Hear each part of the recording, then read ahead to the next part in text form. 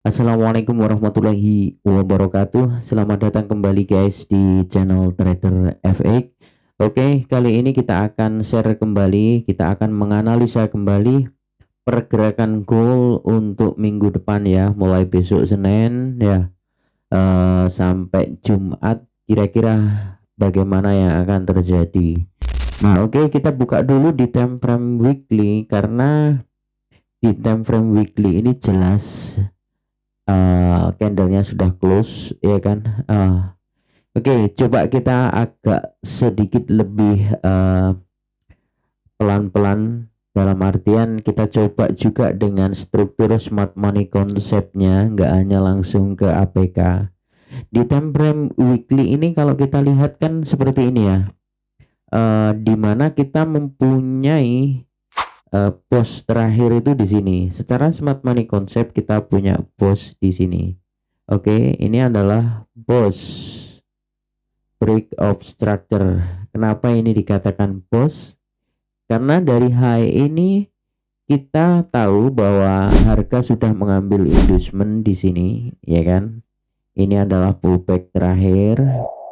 Maka ini adalah inducement, dan karena sudah mengambil inducement, maka high ini bisa kita katakan sebagai high valid.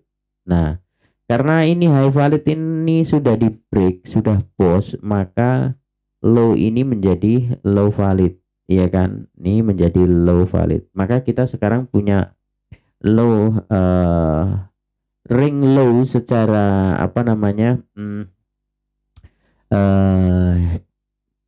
ya, secara struktur ini perspektif weekly, maka ini adalah low valid. Nah, sekarang kita akan mencari di manakah pullbacknya. Ini dari sini turun, kemudian naik, turun. Nah, di sini adalah liquidity-nya, ada inducement-nya. Kita punya di sini, terus kemudian geser ke sini, ya kan? Ya udah di sini. Jadi secara weekly ini kalau perspektif smart money concept, maka high ini valid kalau dia turun sampai ngambil ini ke sini. Nah, cuman kalau kita berpikirnya seperti ini, kira-kira logis nggak? Ya bisa aja, tapi itu kapan nggak tahu kan, masih sangat jauh, sangat lama ya. Lihat dari gerakan ini nih, jauh sekali ini, jauh sekali. Jadi nggak mungkin lah rasa-rasanya ini gold langsung ke sini. Oke, jadi secara smart money concept di weekly ini, maka sebenarnya kita ini nggak bisa ngapa-ngapain gitu, nggak bisa ngapa-ngapain. Nah, kenapa? Karena ya ini masih satu gerakan aja, ini hanya one leg aja, ya kan? Oke, ini hanya single leg, jadi ini belum terjadi pullback aja, belum ada ini di sini, belum ada pengambilan pullback. Artinya high ini belum valid. Karena kalau kita trading menggunakan smart money concept, maka kita harus menunggu kita punya ring high dan ring low, ya kan? Ring high dan ring low itu terbentuk ketika sudah ada high valid dan low valid, begitu ya. Sekarang ini untuk perspektif weekly secara smart money concept baru terbentuk low valid, ya kan? Di sini ini hanya baru terbentuk low valid, jadi high validnya belum terbentuk. Jadi oke, kalau seperti ini ceritanya, kalau kita mau trading menggunakan smart money concept di perspektif weekly, maka kita masih harus wait and see. Oke. Nah, bagaimana dengan kita yang menggunakan APK, ya kan? APK. Nah, kalau kita menggunakan APK, maka di sini kita mempunyai previous weekly high yang di sweep, oke. Terus kemudian kita di sini juga mempunyai fair value gap. Nah, begini. Kenapa nggak saya tandai yang di bawah ini sebagai breakaway gap? Terlalu jauh untuk bisa ke sini. Logikanya dia harus ngebreak ini dulu. Sebelum nge-break ini dulu tentu harus ada effort yang sangat besar buat goal untuk turun sampai ke sini, ya kan? Nah, gitu. Terus dari pandangan ini, kalau kita melihat perspektif weekly ini, apa informasi yang bisa kita dapat? Oke, dari sini, dari perspektif weekly ini, secara APK, maka kita bisa mensimpulkan bahwa ini sebenarnya gerakan masih sangat strong naik, ya kan? Sangat strong naik. Namun dengan adanya proses sweep previous weekly high ini, maka untuk naik lebih jauh minimal dia akan ngambil all time high ini. Seandainya gitu, kita perspektifnya mengambil all time high lagi ini, maka seharusnya dari gerakan ini, dari data ini, dia harus ada gerakan turun dulu, ya kan? Dari ini harusnya ada gerakan turun dulu, mencari apa? Mencari PD array terdekat, guna untuk apa? Mengepus harga naik lagi, gitu kan? Nah, oke, clear ya. Apakah ke sini? Nah, kalau secara kita teknik APK seperti ini sepertinya tuh nggak, kurang-kurang logis gitu. Kalau kita dari sini ke sini terus targetnya ke sini, ini nggak logis. Kenapa? Jauhan ini daripada kita buang-buang bensin, ya kan, buang-buang bahan bakar ke sini lagi untuk hanya ke sini, ini kan nggak logis. Tujuan kita ini perspektif ya, ini hanya narasi ya. Saya menarasikan bahwa goal ini masih dalam kondisi bullish secara perspektif weekly. Jadi kalau kita berekspektasi dia akan naik, maka kita tentu harus draw on liquidity atau cari targetnya. Nah, targetnya hanya ini satu-satunya yang sudah ada datanya. Apa itu? All time high, previous weekly high di candle terakhir ini. Sementara harga posisinya di sini. Ini sebagai external liquidity dan kita mempunyai internal liquidity di sini. Dan internal ini ya secara teori kita akan gunakan sebagai tempat pijakan untuk ngebus harga naik lebih jauh. Namun, ya kan, kalau kita lihat dari internal liquidity dengan external liquidity dengan posisi harga current saat ini, ya kan, harga terakhir ini kan lebih dekat ke eksternal daripada ke internal. Jadi seperti ini kan logikanya loh, kalau kita mau misal kita mau ke sini, ini sebuah perjalanan aja ya, menggunakan kendaraan. Kita mau ke sini, iya kan? Tujuan kita itu di sini, ini sudah dekat sekali ini. Kan nggak mungkin kan kita balik lagi ke sini hanya untuk ke sini. Ya, akan lebih logis kalau kita langsung ke sini, ya kan? Baru kita balik pulang ke sini gitu. Ya kan? Logis ya. Namun karena ini dorongannya sangat kuat, ya mungkin dan adanya data pengambilan liquidity di sini di previous weekly high ini, tentu ya secara teori kita akan mencari peluang terbaik yaitu turun dulu. Nah, namun turunnya tentu nggak akan sampai sejauh ini gitu guys. Oke, nah untuk bisa tahu itu gimana? Ya tentu kita akan lihat di time frame bawahnya, time frame yang lebih kecil. Oke, kita coba ke time frame daily sekarang. Di time frame daily oke, jadi begini di time frame daily. Nah, ini tadi adalah fair value gap di time frame weekly, ya kan? Nah, kemudian ini kita rapikan dulu sebentar guys. Oke, nah kayak gini. Nah, oke, sekilas di time frame daily kita lihat kita punya fair value gap. Nah, di sini. Dan lihat di sini di respect. Iya kan? Dengan target di sini dia sudah oke, gerakannya kan gini nih dari sini ya. Naik, membuat all time high di sini, buat resisten lah ya, kemudian turun. Kemudian naik, nggak mampu target sini, balik lagi turun, ya kan? Balik lagi turun ke sini. Di sini karena ada ya apa namanya?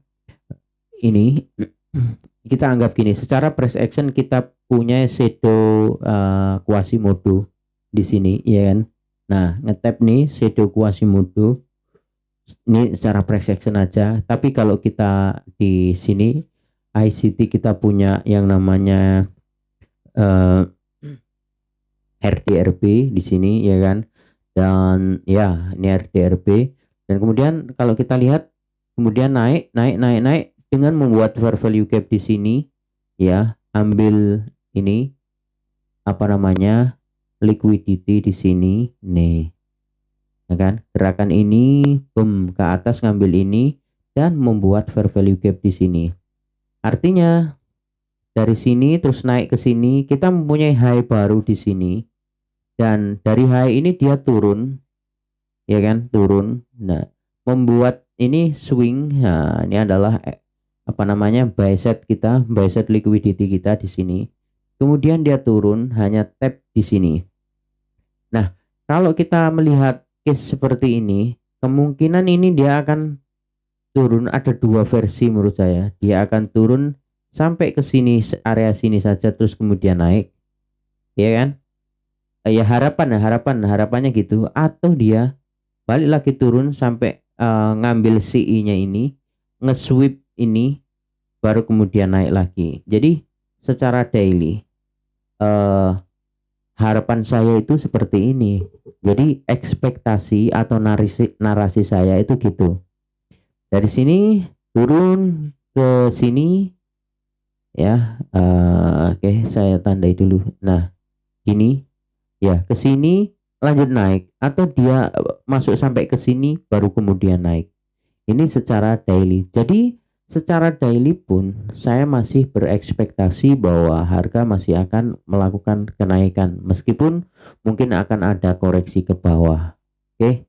Nah, terus kita turun lagi ke time frame H4 biar lebih mungkin lebih detail ya. Oke, di time frame H4 kita mempunyai rally base rally. Ini kita coba perkecil aja di sini. Nah, ini misal kita ambil di sini ya. Nah, kan kalau misalkan ke sini nih, ini ya target daily tadi kan ini cantik ya, cantik. Kalau misalkan sampai ke sini ada konfirmasi untuk buy ya, kita ambil buy. Kalau misalkan dia hanya sampai ke sini, ini turun sampai ke sini aja, terus ada konfirmasi ya nggak apa-apa, kita cari, tapi SL-nya tentu nggak di bawahnya sini ya kan gitu. Nah, oke. Ini secara H4 bagaimana cerita selebihnya. Jadi kalau secara H4 kita sudah lebih mungkin bisa lebih detail ngomongin smart money konsepnya. Jadi high terakhir kalau kita ngomongin smart money konsep, dia berada di sini guys. Ini adalah high terakhir. Dan high terakhir ini apakah sudah valid? Ya, untuk saat ini jelas dia sudah valid. Kenapa? Dia mengambil inducement di sini. Ini adalah inducementnya, iya kan? Ini diambil dengan sweep aja, dan sebenarnya inducementnya ini adalah low valid juga. Berhubung dia naik gak membuat inducement baru, maka low valid ini sekaligus dijadikan inducement. Bener ya? Ini secara H4. Karena apa? Di sini kita mempunyai high valid baru di sini. Ini adalah high valid. Secara smart money konsep perspektif H4. Kenapa ini high valid? Karena di sini sudah mengambil inducement di sini, ya kan? Nah, oke. Inducement ini diambil menyebabkan high di sini menjadi high valid, dan kemudian low ini menjadi low valid karena apa? High valid ini berhasil di break close body di atasnya. Nah, kemudian harga balik lagi turun untuk mencari inducement baru. Ini secara smart money konsep kan begitu, untuk mencari inducement. Nah, ternyata dari single leg ini kan nggak ada inducementnya ya low valid ini. Akhirnya ini diambil. Nah, oke. Dari ngambil inducement ini secara smart money konsep sudah berarti harga sudah siap terbang, ya kan? Nah, apakah dia akan balik lagi ke sini? Ya, saya sendiri nggak tahu, cuman ya kalau misalkan ke sini saja dan membuat konfirmasi untuk terbang, saya akan buy. Tapi kalau nggak ada, kita tunggu di sini. untuk mencari peluang buy. Nah, kalau misalkan di sini dilewati, artinya ini di break dengan close body, maka terjadi change of character di H4 untuk perubahan tren dari naik menjadi turun. Begitu ya. Oke, sampai sini jelas. Kita akan turunkan time frame lagi di H1. Di H1. Oke. Di H1. Oke, dari sini kita nggak perlu bahas lagi karena di sini sudah kita bahas dari perspektif H4. Kita langsung fokus di sini. Nah, di sini ya. Oke, di sini kita mempunyai apa? Kita mempunyai ini guys. Lihat, dia turun sampai ke sini. Ini sebagai gini. Kita hapus dulu, kita ganti garis pendek line aja. Nah, ini kita hapus dulu ya. Oke, nah kita lihat gerakan ini secara detail. Oke, secara detail. Kalau kita ngomongin secara smart money concept, maka turun ke sini ini, ya kan? Turun ke sini ini sampai ke sini. Ini masih single leg, ya kan? Nah, ini sampai sini masih single leg, belum ada sesuatu yang menarik. Ini belum di break. Nah, break terakhir itu ya di sini, ya. Break terakhir itu di sini. Jadi belum ada apa-apa. Nah, sekarang kita bedah secara ICT sekaligus APK. Nah, gini ya. Jadi kalau kita melihat ICT, maka sebenarnya kita sudah ada protect high. Nah, ini diambil, maka menyebabkan apa? Menyebabkan gimana ini?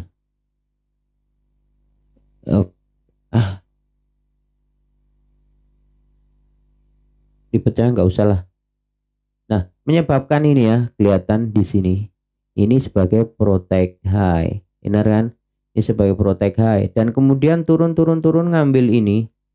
Jadi ada 1 2 3. Ini juga liquidity diambil, terus naik. Naiknya belum sampai ngebreak ini. Nggak hanya shadow aja. Oke, breaknya tuh di sini. Breaknya di sini. Ini terjadi break.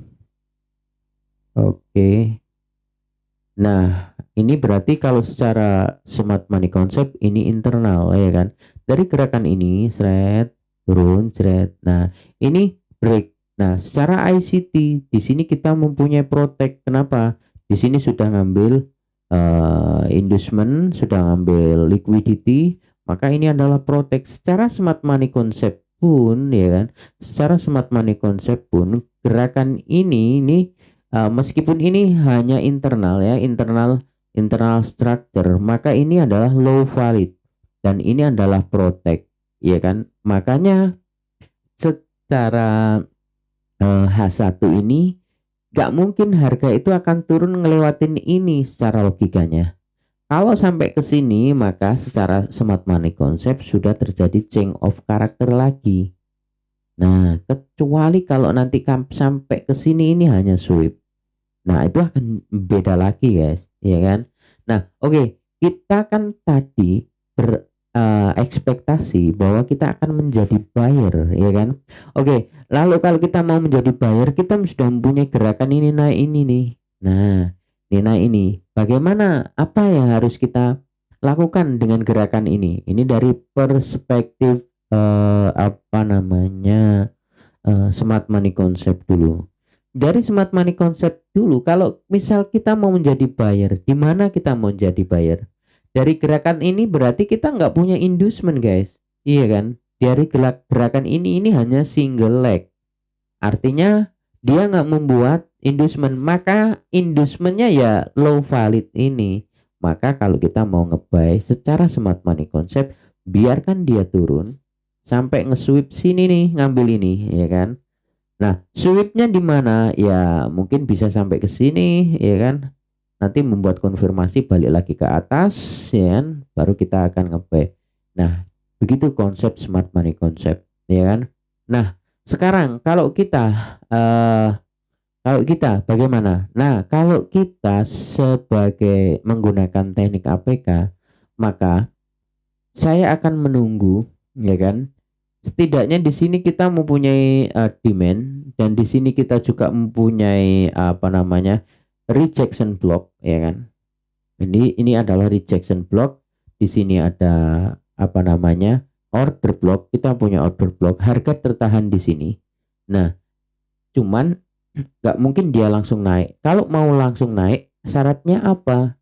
Kalau kita mau nge-buy nggak keturun dulu. Nah, dia harus break ini apa ini? Ini ada kita mempunyai small fair value gap di sini. Nah, gini, ini skenario pertama. Kalau dia nggak mau turun, dia maunya langsung naik. Dia berarti saya harus nunggu ada close body di atas ini dengan displacement.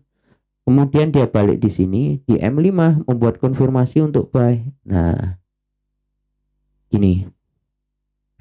Ini secara APK, oke. Nah, kalau misalkan dia kok turun, ya kan? Kalau turun gimana?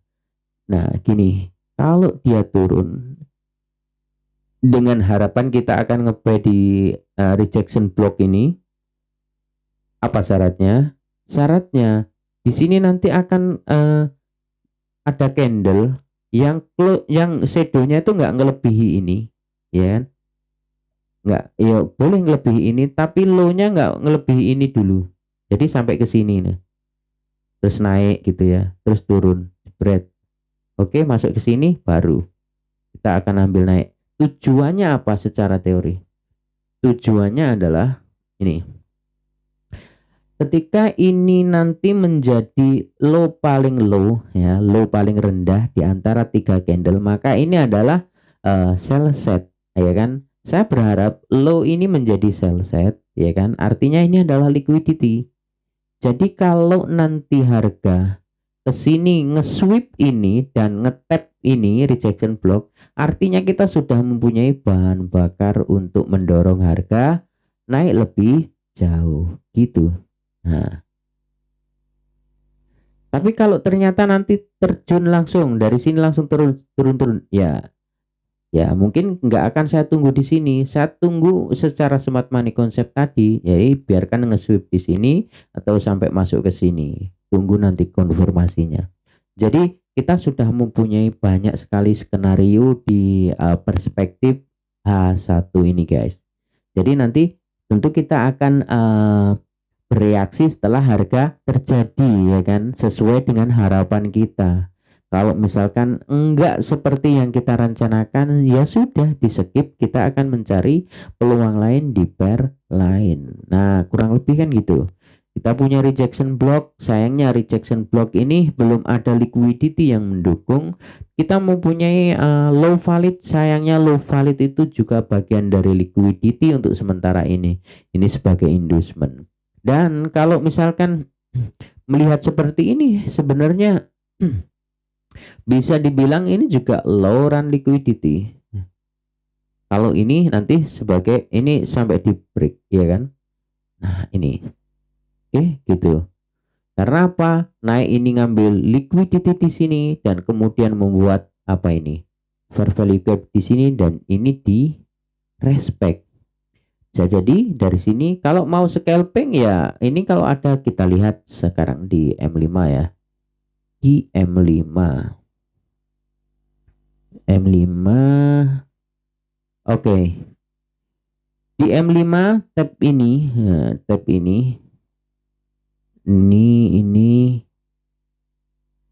untuk sementara di M5 ini masih naik, protectnya masih protect buy ya, jadi dorongannya masih naik.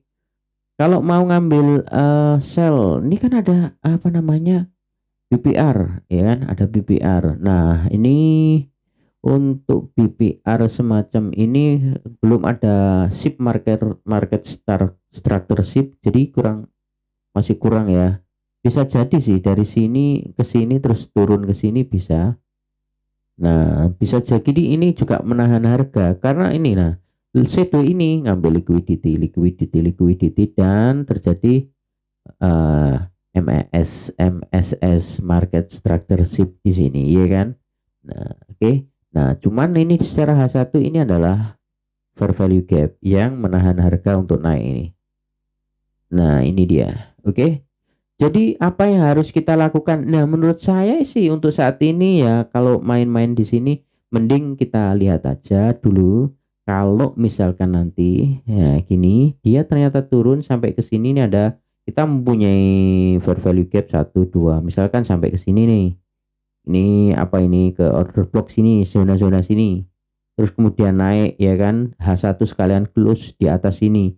Kan kita bisa kan cari buy-nya di sini sesuai dengan apa namanya tadi, narasi kita tadi. Nah, yang ini. Oke, gitu.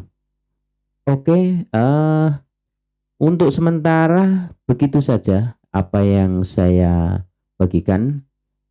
Semoga bermanfaat. Cocok nggak cocok ya tergantung teman-teman semua. Toh cocok pun kalau nggak dipakai kan ya hak teman-teman. Kalau nggak cocok ya tinggal di skip. Masih banyak teknik yang lebih bagus dari yang saya pakai tentunya, ya kan? Oke, gitu aja guys. Semoga bermanfaat. Saya akhiri. Wassalamualaikum warahmatullahi wabarakatuh.